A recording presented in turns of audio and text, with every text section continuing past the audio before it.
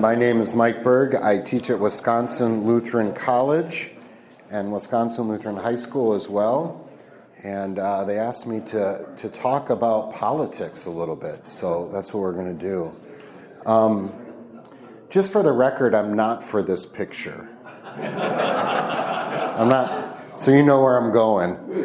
This was on January 6th, which is now known as Storm the Capitol Day. It used to be known as what, January 6th? The Epiphany of our Lord. I wish they would have done it on the 5th, because we're losing that. When I was watching the news in the afternoon, I was getting ready for church, because I'm a good little Christian boy. And when I see signs like this, or, the flags, I said, if they were really Christian, they'd be in church today, this evening. But, yeah. So it is kind of a shame that happened on that day. Anyway, all right. Let's start with Barbara Bush and Barack Obama. How about that? All right. There is this tradition that is stayed with the Roman Catholic Church and the Episcopalian Church and about the vast majority of Lutherans, although it's sort of fallen out of use in recent years. And that is to pray every Sunday for the president or the king or queen or whatever government you're under, and then the local governor or primate or whatever it's called by first name. So, and we would pray for Donald and Tony, right? The governor and the president. And this was a way to indicate that, God has put this authority above us, Romans 13, whether you voted for the person or not, right? So there's this story of Barbara and George after George lost to Bill. We'll use their first names. And in the Episcopalian Church, you sit in front to the back. Right? So that's their way of thinking. In fact, if you go to Philadelphia, they'll talk about how you paid extra to sit in the front, And Benjamin Franklin, like literally, you had your box, and it was said, probably not true, but Benjamin Franklin, who was a penny pincher, always sat in back. I don't know if that's true or not. But also, he was a deist and didn't believe that Jesus was the Son of God, so maybe that was why. All right. Now, so here you are, an Episcopalian priest, after the inauguration of Bill Clinton, and in your front row is Barbara. So he goes up to Barbara and says, we can skip that part of the prayer this week. It's a little raw. And Barbara said, 100% not. He needs our prayers. Right? That's a remarkable thing, I think. Something also remarkable, I think, happened in Barack Obama's first run for presidency during his campaign. There was an October surprise. I think it was an October surprise. Do you remember Jeremiah Wright? If you don't remember Jeremiah Wright, he was the pastor of Barack Obama's church in Chicago. And in the black church, there's some hyperbole from time to time. And in that hyperbole, there's often language that can be sometimes even violent towards their enemies. And he said some not very nice things about white people. Yeah? And so the enemies of Barack Obama, I'm sure, held on to that and then released the audio, closer to the election, if I remember correctly. And the typical playbook of what Barack Obama should have done was distance himself. And he did a little bit, but he said, I don't go to church there anymore. I totally reject that idea. That's not what I think. I totally just throws his former pastor under the bus. Please vote for me. That's the typical thing to do. But he didn't. And he said something very profound, I thought. He said, I can't undo that part of my life. Form me for who I am. I don't think speaking that way is helpful. There's some context behind it. I don't agree with the sentiment pulled out of context, but I'm not going to throw him under the bus. And I thought that was remarkable. And both of these things sort of indicate kind of how do we navigate God's two kingdoms. We'll talk about God's two kingdoms in a little bit. But for right now, he has a kingdom of the left hand, how he rules the world through government, legislatures, armies, teachers, stuff like that. And then how he rules in his right hand is how he rules in your heart. This is an everlasting kingdom. This is the church. This is heaven. Yeah? And how do you put those two together? You're a citizen of the United States, I'm assuming, but you're also a citizen of heaven. Right? And how do you navigate those two things? It's not quite a clean separation, is it? We're going to talk about them overlapping but never mixing. And so, what does it mean to be a leader? And how do you rule a nation, right, where there's going to be plenty of people who do not have the same religious faith as you? Do you turn off your faith? Well, I think what was profound about Barack Obama was you can't do that. You can't just have your political side and your religious side. Those things affect each other, right? And I think it was nice to hear that Barbara would say, no, my faith says pray for that person, right? That is not necessarily my enemy. My political enemy is not necessarily always have to be my enemy, right? Okay. What did you pray for in church, whether silently or maybe you heard this, on January 10th, 2021 and July 14th, 2024? January 10th is the Sunday after Storm the Capitol Day, formerly known as Epiphany. July 14th is the Sunday after Donald Trump got his ear nicked in Pennsylvania, almost assassinated. What did you pray for? Did you pick a side? What did you pray for? What were you thinking? And if you pick a side, I wonder if that says something about you that maybe needs to be tweaked a little bit, right?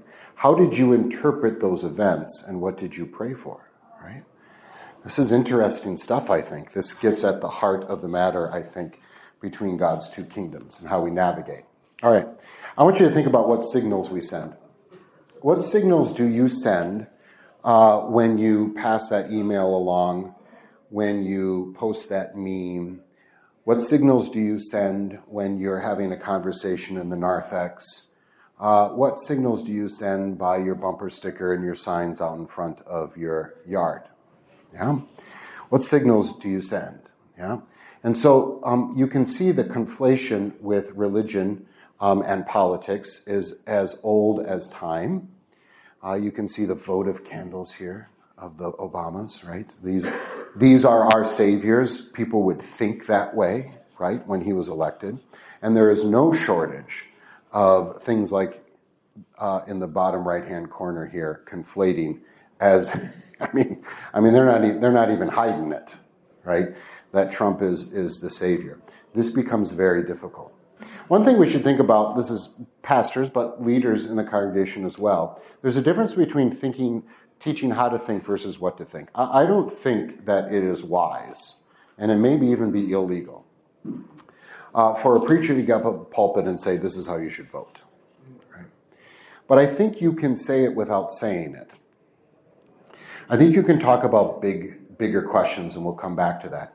It's about getting people to understand how to think, but not to tell them what to think. Now that's tricky because as a preacher, I'm telling you, thus saith the Lord, to certain things. But other things, I need to maybe stay in my lane. All right, let me tell you two stories that may illustrate this. Now I'm going to use accents, but don't be offended. And here's why. Because they're going to be spot on. It's going to be exactly how they sounded, okay? So it's not offensive if it's exact. So I'm preaching this church in Chicago. It's this little storefront church, like literally like a third of this room. And it's my first time there. I've been there like maybe 6 times since. And it's my first time there, and I'm fumbling around trying, it took me an hour and a half to get there, and I'm fumbling around trying to get a prayer of the church, trying to get my bearings, the microphone, all of that kind of stuff. And there's no prayer printed out for me, so I'm going in the hymnal, I can use that or whatever, and I should probably pray for the world or whatever. And this just happened to be the first Sunday after the latest Middle East problems, right? Gaza had Palestinians had attacked Israeli, people and captured some of them, and there was retaliation. Ukraine had kind of flared up that week before, so kind of off the cuff, I'm going to pray for this. All right, put a pin in that. When I first got there and I'm fumbling around, this guy comes up to me, and I'm not lying, this is verbatim. He says, are you Jewish? I said, I'm not Jewish. He says, I saw the beard, I saw the name, I thought you were Jewish. Not everybody gets to be Jewish. I'm Jewish. And he just walked away.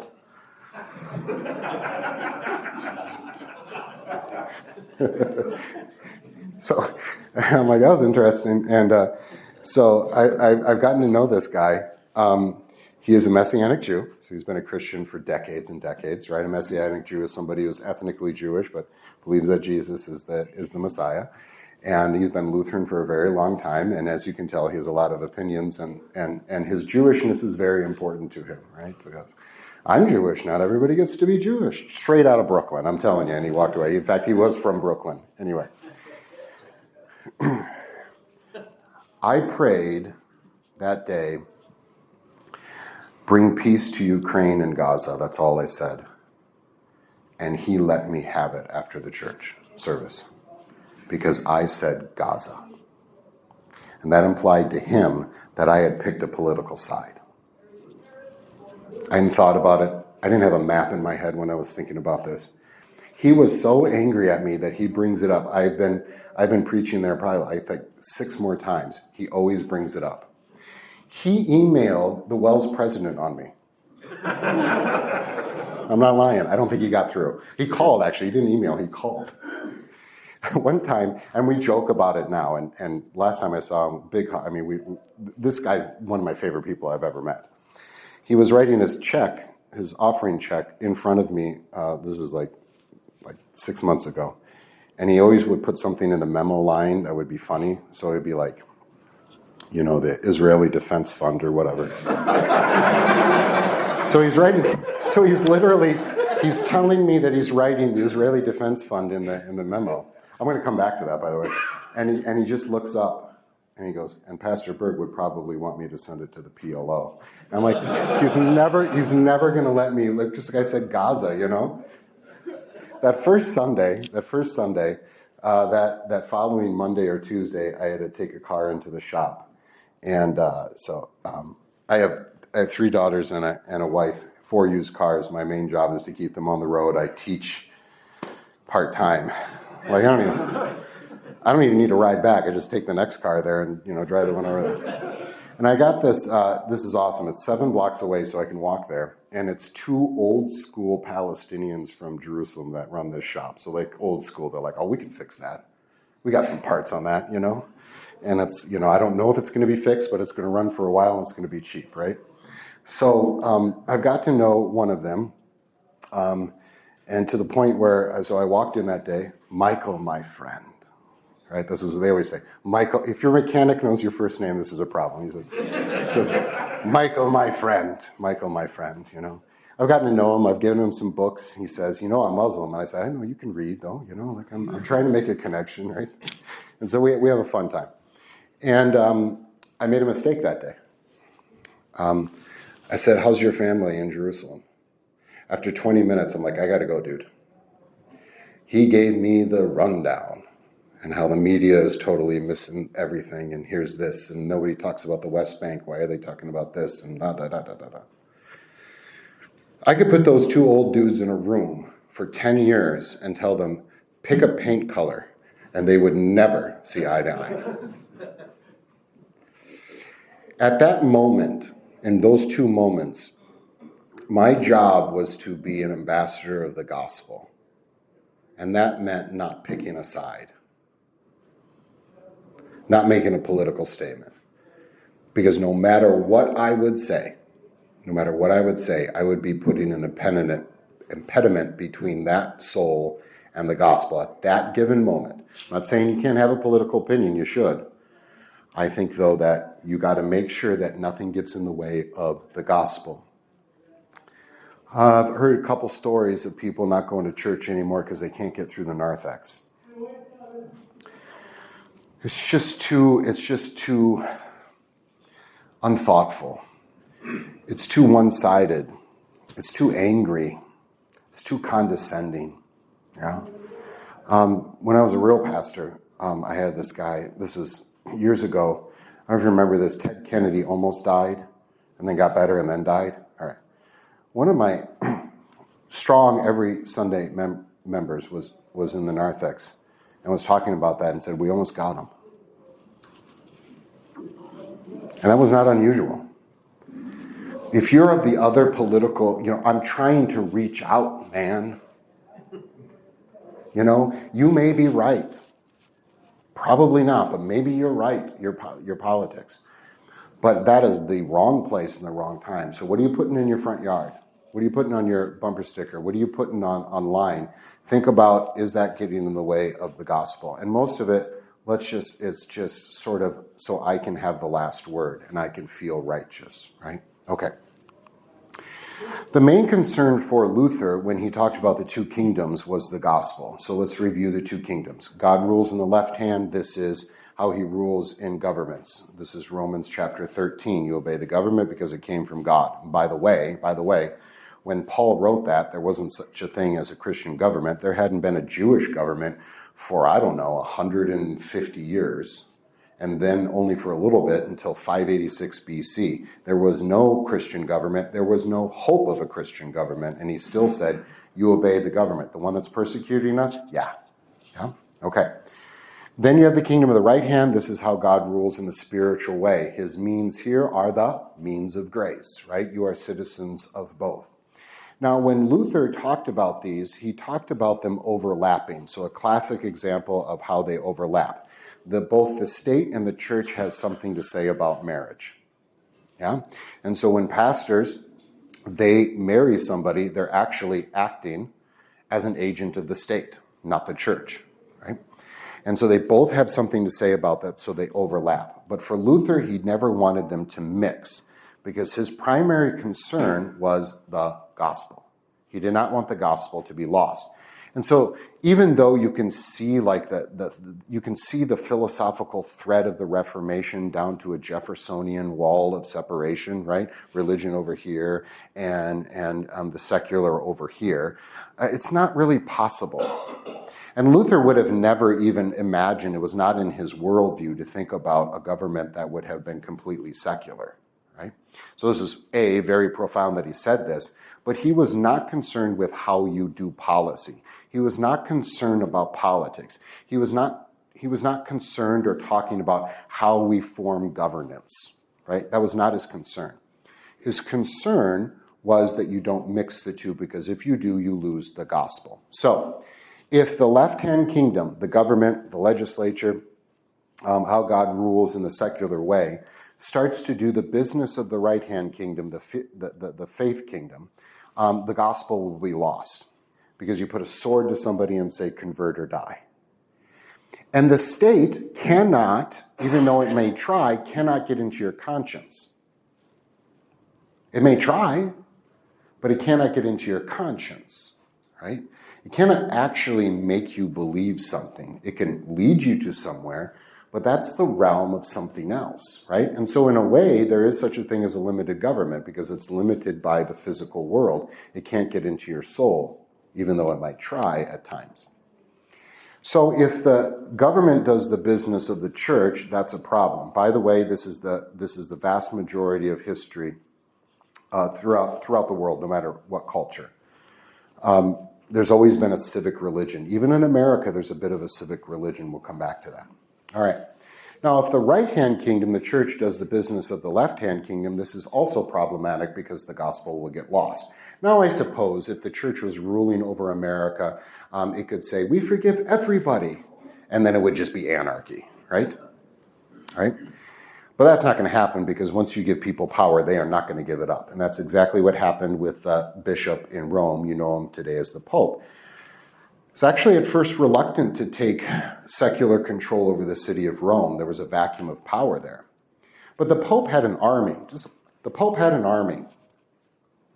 Like if you go to Rome and you see those guys with the spears, the Swiss guard with the little, whatever, knickerbockers or whatever they don't look very tough. Yeah. This is a remnant of the Pope having people. I mean, it technically is the ruler of a state, right? The Vatican City. It used to be like a large portion of the Italian peninsula, right? And so we've seen both happen in history. Luther's concern is not some separation of church and state, an impossible thing anyway, but that you don't mix the two, because if you do, you lose the gospel. And I'm not sure that we're really honoring that history. Is our concern the gospel? I'll give you an example. So I was a city kid sent to a rural town out of seminary. And when I mean rural, 430 people. In the township, another 430 people. So there's about, 900 people. When I left, the church was 370. I was the Bishop of Wood Lake by default. I had cards. I didn't have cards, but I should have cards made up, right? Now, I got an education. As all young pastors do. And, it never dawned on me that little towns have to have like a mayor and a town council and, make sure that the water's treated and people spray for their dandelions and roads are fixed, It never dawned on me. So in a town of 430 with, 20 people with a college degree, right? You kind of got to take your turn. So they always ask me, they're looking for people. It's like church council. Can you just someone run? And so after a while, every year they'd ask, can you run for town council? And I always said no, for two reasons. One was I'd be terrible at it, and I don't want to do that. But even if I did and think I could do it, I still wouldn't have done it. I mean, for crying out loud, I could have ran for mayor. I had the votes. Or maybe I didn't. That would have been really embarrassing. If I lost, that would have been awful. Because I had the votes, right? Yeah, okay, all right. One guy ran under he was gonna buy a wind turbine for the town and power the town forever out of wind. He did not win the election. Anyway, even if I thought I'd be good at it and I wanted to do it, I would have never done it because I don't think that the people in my parish or outside of my parish would have been able to distinguish Council Member Berg and Pastor Berg. And if you're Council Member Berg, at any given time, 50% of the population does not like you because of the decision you made. That would have been an impediment to the gospel, right? I'm not saying you're free to do these political things as pastors. I'd be very careful. Because are you putting something in the way of the gospel, right? And so this was my way of applying the two kingdoms to my situation. All right, okay. Another thing Luther thought was we could not get to teleological causes. Now I use that word to impress you. Don't be impressed. We're gonna talk about what they are. So almost immediately after Donald Trump almost got assassinated, you saw memes like this, right? The angel comes and guides the bullet away from his brain and nicks his ear. And this is proof that God wants Donald Trump to institute his vision on the United States of America. And so then you have these memes, the one on the right. I'm an angel. God sent me to deflect this bullet away from a philandering, whoremongering, adulterous, business-cheating, religious pretender into the body of a retired firefighter. They're making fun of the idea that that Donald Trump is ordained and everything that he does is somehow Christian. Right? I would suggest that both of them don't know what angels look like and don't know what God is doing, and that's the point. You don't know what God is doing. You don't know because you don't have all the information. He's given you some information, but not all the information. So be very careful that you don't assign theological and eschatological reasons for political events. All right. Let's do a little philosophy so you can kind of figure out what I'm after here. Aristotle thought that you could explain things in four ways. And then so when you take something you have to explain it in these four ways. So if I would take this cup, I would say the first explanation is the material. It's made of paper. So I can figure that out pretty easily. The second one is the form, the formal cause or explanation. I'm not talking about the form that it's this round or this high or whatever. I'm saying, what is the thing? This is a cup. It's used for collecting things, usually liquid. Then there's the efficient cause, which sometimes we can determine, sometimes we can't. Luther was suspect of this as well. Somebody took down the tree. There was people that worked in the paper mill or whatever it is, and people, the company, the designer, purchaser, the truck driver. Those are the ways it came to me. This is the efficient cause. Now, can I fully explain this particular cup in this particular situation by those three causes, and Aristotle would say, no, you still need to add one last question, and that's the why question. What's the purpose of the thing? And if there was no such thing as a conference center where people would gather and need caffeine, this particular cup would not exist in this particular place, in this particular time. Luther was he didn't think we could explain teleological causes, the why question. Now, Luther doesn't listen to his own preaching because he would say that, and then 2 weeks later he would say, I prayed my friend Melanchthon back to hell, like he was the reason why this stuff happened, right? So what I'm after here is when Southern California is on fire, do not say, well, obviously God is mad at that liberal state and is punishing them. You don't know. You don't know what he did with that bullet. Could have been a wake-up call for Donald Trump. Could have been not about him at all. Could be that he saved his life for some purpose. I don't know, and neither do you.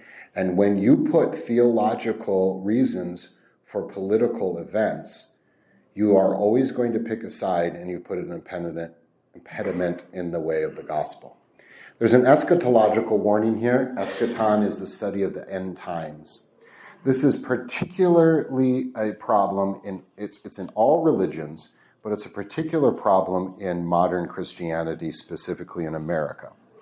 The idea that you can find in every religion, there's always a sect in every religion that says the God or the gods are waiting for some political thing to happen here on earth, and then he, she, or it will come down and usher in a utopia. These are the sects that become violent. Yep. You see it in every religion, even in the so-called peaceful religions like Hinduism. The American version is that the state of Israel needs to be a state and occupied by certain people. So while it was funny that David in Chicago was writing the Israeli Defense Fund in the memo of his church, this has actually happened in the history of America, where churches will give some of their funding to an Israeli cause. Yeah? Not because they're really keen on democracy or on human rights, they're trying to bring about the kingdom. And that kingdom is not just a right-hand kingdom, it's a left-hand kingdom. And that is uber dangerous because the gospel is lost, and it also ends up in often a lot of violence and a lot of political strife, to say the least. Okay. All right. Ultimate versus penultimate. I put Dietrich Bonhoeffer up here because I needed a picture. He talks about this, but he's not the only one. By the way, the movie, Dietrich Bonhoeffer movie, terrible. Thumbs down, just so you know, if you're thinking about going or not. Thumbs down, yeah. It's not great. Anyway, the ultimate is the last thing, the most important thing. The penultimate is the thing that comes before the ultimate. Ultimate, penultimate. All right. The ultimate thing is the thing that you hold on to that if you let go, then you lose yourself. If you lose this thing, you lose your very self. For a Christian, the ultimate thing would be righteousness in the blood of Christ through faith, ultimately resulting in heaven, and my ministry down. That's my thing. There's one thing needful, right? This is this one thing. Everything else in the Christian view is a gift. It's penultimate. If you lose it, you still don't lose yourself. Here are your penultimate things: your family, your health, your job, your 401k, your nation state, your political party, your friends, your kids' sports. Those are all penultimate things. They are good gifts from God, but they are not ultimate things. And here's the danger. We conflate the two. And we hold on too tightly to a penultimate thing, thinking that if we lose it, we lose ourselves. And along the way, we are asking a penultimate thing to be the ultimate thing for us, but a penultimate thing cannot do the ultimate for us, and we will be disappointed. And I think about it every time I see some parent yelling at a ref at a fourth grade basketball game. I said, this is something, right? So I teach at college, and I don't know how many times I hear this story where, like, we used to go to church until club sports and then we stopped going. That was everything for them. That was everything. And if your identity is wrapped up into it, you are holding on to something too tightly. First of all, you're asking something of it that it cannot do, give you your ultimate reality, but you're also squeezing the life out of it. Gifts should be held on loosely. Someone should write a song like that. Hold on loosely. You hold on loosely to your gifts. If you squeeze them like they're the ultimate thing, not only will you be disappointed, but you'll ruin the gift. If you hold on too tightly to your family, this is when you have strife and when you micromanage your children, and then they feel like their only goal in life is to live up to the legacy of the family, right? And the mother and the father are always in the business of the adult children or whatever. They're holding on too tightly because everything's their family. But Job didn't lose his resurrection even though he lost his family. And Jesus was pretty clear about what was more important. So what we're talking about here is idols, right? Because the ultimate thing is God. And if you make anything else ultimate, you've made it a god. Even if you don't call it a god, you have made it a god, and you will treat it religiously. You will treat it religiously. If you make a penultimate thing your god, you will have, this will become your religious, it will fill the void of religiosity. So many of these things have traditions, they have rituals, they have saints, they have sacred texts, they have sacred days, they have everything a religion has. Yeah? They have everything that a religious has. Now, how do you know where your idols are? Where your penultimate thing is in danger of becoming your ultimate? Look at your calendar. What are your sacred days? What are the traditions you never let go of? Where your offerings go, your money goes, right? And you'll find things that maybe you should hold on a little looser to. The real danger when it comes to politics here is because then if it's a religious thing, there's a heterodox and there's an orthodox. And that means there's a right and a wrong. And you can't talk to the heterodox because they're unbelievers, right? And so they become the enemy. They become the infidel, right? I'm a patriot. I like America. But America is a gift to me. It's not my ultimate reality. America could go tomorrow and I'm still a baptized believer of Christ. And the Bible's pretty darn clear about that. I'm not sure every Christian in America understands that. Because I think they've thought and they convinced themselves that America is this final destination of God's kingdom. Or the one of the destinations of the kingdom here on earth. Manifest destiny, all of this sort of language. You've heard it, I know I have often before. The extreme of that is Mormonism, right? That America was this special place. Now, think about this. Most groups in the history of the world are going to have a civic religion. And even our founding fathers knew that this was sort of a civic religion. Let's put a pin in that and come back the roundabout way. This is maybe beyond what I was called to talk about, but I think it's interesting. Throughout history, a group or a tribe that is going to live together needs a tie that binds them together. And I think historically there's 5, maybe 6. Geography, we all live on the same island. Culture. Language, we all speak the same language. Ethnicity. And religion. Maybe you could say a 6 is a shared enemy.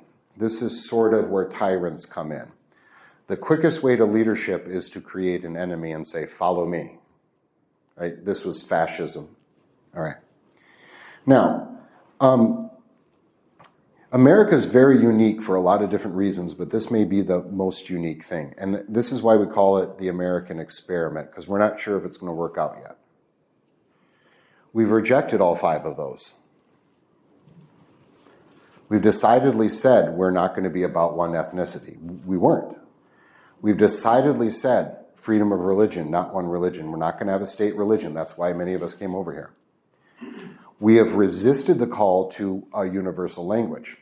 By the way, did you know that at one point the Wisconsin Synod and the Roman Catholic Church both together sued the state of Wisconsin for this very reason? They wanted all schools to be in English, and the Germans and the Lutherans got together, right, and said, that's unconstitutional, and they won. We decidedly say geography is not an impediment for us. Hawaii, what's an ocean? Come on in. Culture, we are actually, I think, probably the most diverse cultural melting pot that the world has ever known. Yeah? We've rejected all of those things. So what's the tie that binds us together? I think it's an idea written down on a piece of paper called the Constitution. Do you realize how fragile we are? As a thin little piece of string. It's not blood. Right? It's not blood. Then you say, but what about all those other Western democracies? They grew up out of something else. Yeah? I mean, to be French is something completely different. That's a thing, right? To be Italian, it's the blood in you, right? Not so for America.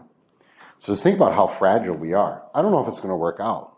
I don't know, right? And if there's one thing that you should fight for if you're going to fight for the Republic, I would think it would be that. Not trying to say, let's pick one of those 5 things and this is what defines America. Because we've decidedly said that's not going to work. And it's not going to work because it's too far gone. We got too many religions and too many ethnicities and too many cultures. I mean, what are you going to do, purge people? Right? Okay. Now, here's the danger, and here's the opportunity. The opportunity is to be a true patriot and say, I will hold on loosely to this and say, you know what? For all of our flaws, this is still a pretty darn good place. And I do kind of believe in it, but not as my ultimate thing. And be able to articulate why, not just like that's un-American or whatever. The danger is that you start to think of it as religious. And I can go down the road of all the things that we do that sort of, and sometimes we don't even hide them. What's the most sacred place in America? I think if you polled everybody, that the top answer would not be a church. Probably be Arlington Cemetery.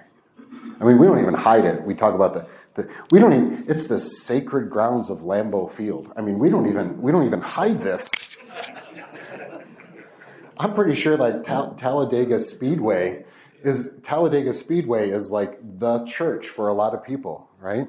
We don't even hide it. We have a creed, the Constitution. We have our saints with hagiography, Washington and Jefferson and Lincoln. And the danger there then, we have our rituals. We have our sacred thing, right? My people didn't give a flying flip what we did about the leftovers from Holy Communion.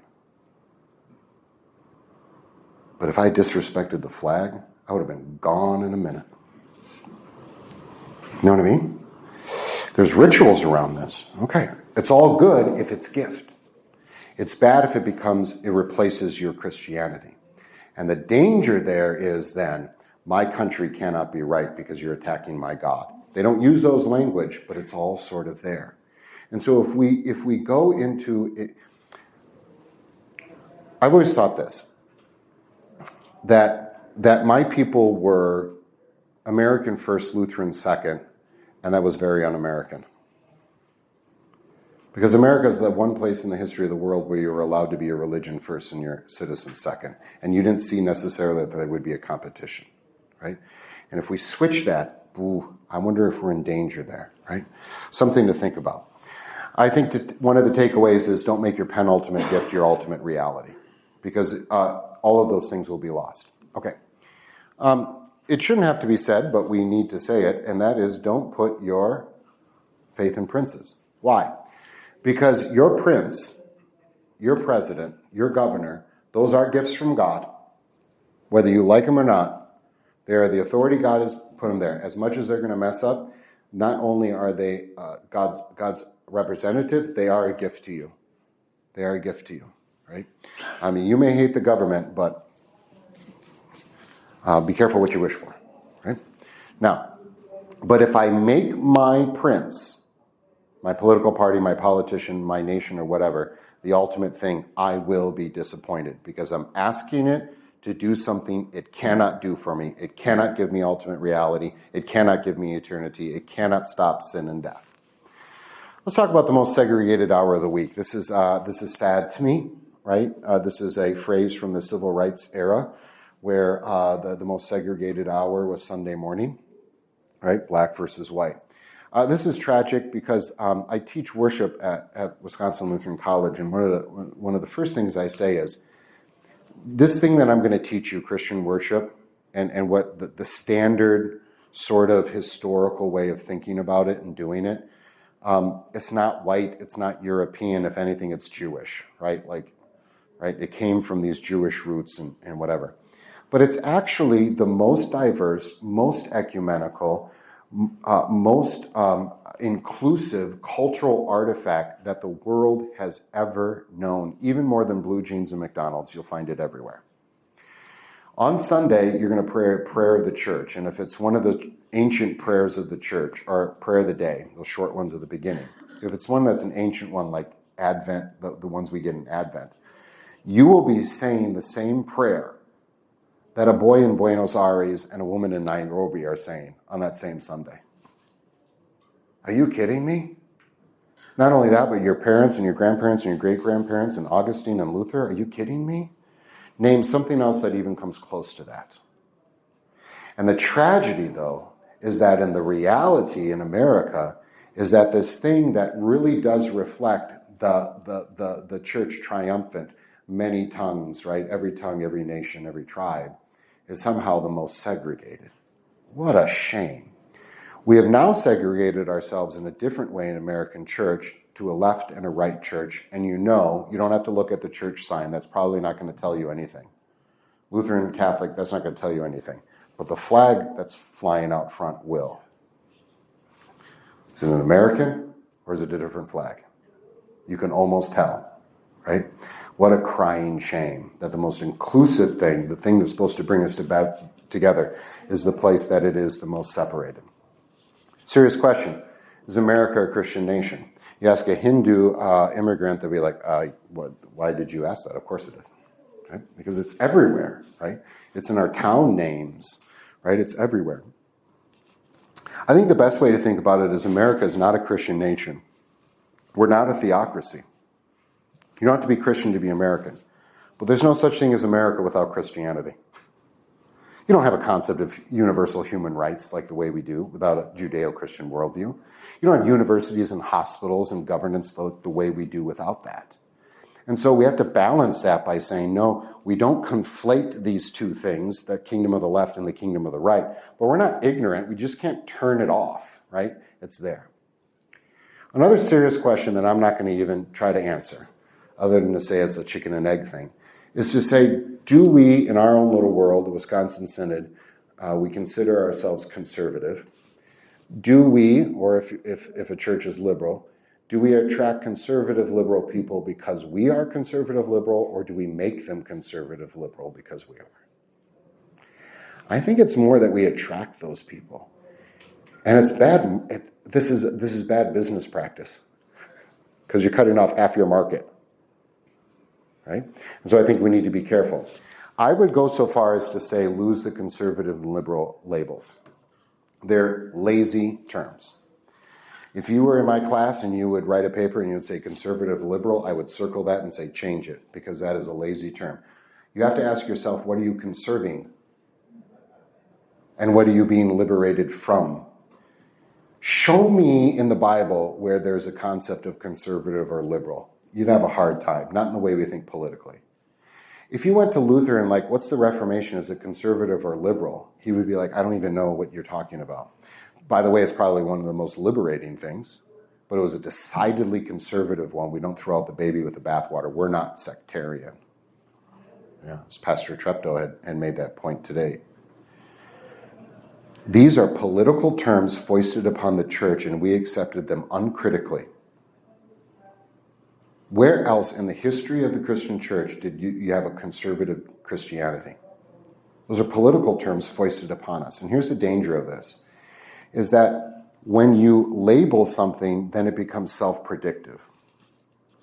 I am pro-life. And by the way, I don't need to quote the Bible on that because I know just enough philosophy, just enough science, and have enough common sense to know that you should be pro-life. And even if it's a question, you should err on the side of life. I don't need the Bible to make an argument for that. Does that make me conservative? If you want to label me that way, that's fine. But does that mean that I necessarily then have to always think the same way as other pro-life people in the Conservative Party, whether it's in the UK or Canada or whatever, on immigration, on fiscal policy? Why did my thing mean that I had to buy the whole thing? I'm just old enough to remember pro-life Democrats and pro-choice Republicans. I don't know if that's the case for my children now in their teens and early 20s, that they have a choice, that they can actually look at the issue on the basis of the issue. You have to pick a side. And when you pick a side, then it's about winning. And then you justify electing people that don't really, that aren't really for all of your policies because you have to win. Because you have to win, heterodox and orthodox. I think that's very dangerous. I think you ended up in groupthink. I try to point that out to my college kids once in a while, but we're just happy when they have any thought. So, all right. All right. Some soft skills, learn to deflect, right? Put my foot in my mouth when I said Gaza. Ever since then, I deflected. Say it without saying it. Say it without saying it. My favorite phrase is, can I push back a little bit? Right? Can I push back a little bit on that? Let me play devil's advocate a little bit and try to get into big picture things rather than one political thing. I would also lose the passive aggressive memes, not helpful. I would lose the cheap one-liners, not helpful, right? You sound not intelligent, right? Stay in your lane, even if you're a geopolitical major, poli-science major, you don't understand the Middle East. The Middle East doesn't understand the Middle East. Your opinion, I don't know you, but your opinion on the Middle East is not worth much. You can have an opinion. You can discuss it. I think you should. Maybe keep it to yourself in public arenas. I would get back in our church to pray for the government and pray for world events every Sunday to give us a global feel, right? I would pray for Donald and Tony every Sunday if I was back in the parish. I would also pray for, I would hope that the pastor sort of, reads the news enough widely, not just one, right, but widely, and is able to pray for things, and not just Ukraine, but Ethiopia. There's something in the south, there's a whole hemisphere, right? Okay. All right, I think that would be helpful for us to really start thinking globally rather than just our own little world. I'm going to have to skip that because we're running out of time. Here's the antidote. It's always the gospel. Preach the gospel. And there's a difference between preaching the gospel and preaching about the gospel. And I'm not just talking to preachers here. I'm talking to you, the preacher, right? Whether you're preaching to your children or your neighbors or whatever, without being preachy, right? You can tell me about the gospel, but I need the gospel for me, right? And so you want to get to this declaration that this is for you. It's called first order proclamation. You're saved. He did this for you, right? Don't make the gospel the prerequisite for then your politics or something like that, right? Let the gospel be the final word and the first word too. All right. I think changing into addressing the great questions in our thought patterns, right? So instead of you're just thinking like, I hate pro-choice people because of whatever. What is a human being? What are the ramifications of if we think about somebody without a soul and you're just a clump of cells? That actually has a lot of ramifications for racism, has a lot of ramifications for therapy, for neuroscience, for love, all sorts of things. I think we do need to point out the power-love dynamic. And what I mean by that is this. There is a movement, it's been going around for a while, where we replace truth and falsity and right and wrong with victim and oppressor. It's a power game. And I'm afraid that we Christians have fallen into that trap a little bit too, right? How many times do you hear that the Christians are under attack and we're martyrs and stuff like that? there's people that actually do die for their faith. Maybe, it may be the beginning of the end for the Christian church in America. It may be. In the meantime, stop whining and start crafting a good argument for keeping Christianity around, right? It's time to say something profound. And can you elevate without scolding or offending? That's another soft skill. We don't have time for these great questions. This is being recorded, and I believe that these PowerPoints will be on there. So if you are interested, here's 12 great questions that we should be preaching about, teaching about, and you thinking about. Number one, what is truth? Where does it come from? That's the epistemological question. How do I interpret things, right? The hermeneutic question. What is a human being? Who is God? This is an interesting one to start off a Bible class. I did this once. I said, what's more important, the group or the individual? About a half an hour later, I finally got to what I wanted to say. It was good. The physical or the spiritual, this was split in the modern. We're putting, whether you like it or not, the next generation is putting these two things together. This is a unique opportunity for classic Christianity and Lutheranism because we're sacramental and vocational, incarnational. Yeah, okay. I know I'm not explaining things, but we got to move on.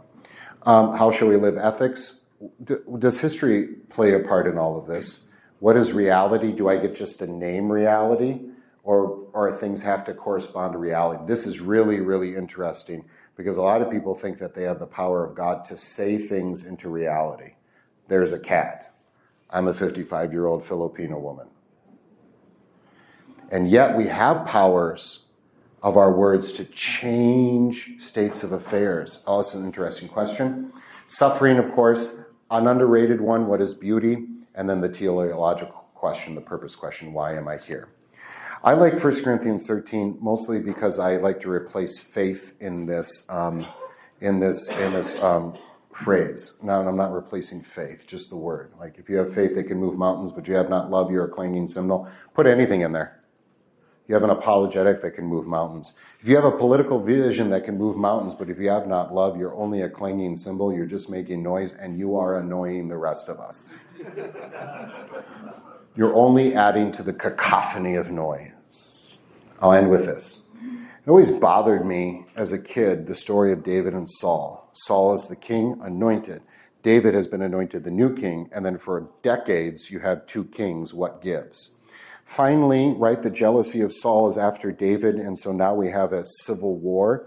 And David has the drop on Saul on more than one occasion where he could have killed Saul. And in my puny 1980s, 90s brain, he could have ended the war years earlier and saved millions of lives, right? And David never did it. Why? David was called to be king, not king slayer. He stayed in his lane. And he trusted. He would let it play out. He would do what he was called, no less, no more, and he trusted that God knew what he was doing. He let it play out. So I would suggest, don't storm the Capitol, but go to church for the Epiphany of our Lord on January 6th. Yeah? All right. I'm out of time. I don't know if this is worth it or not, but I tried my best. Blessings on the rest of the day. Thank you.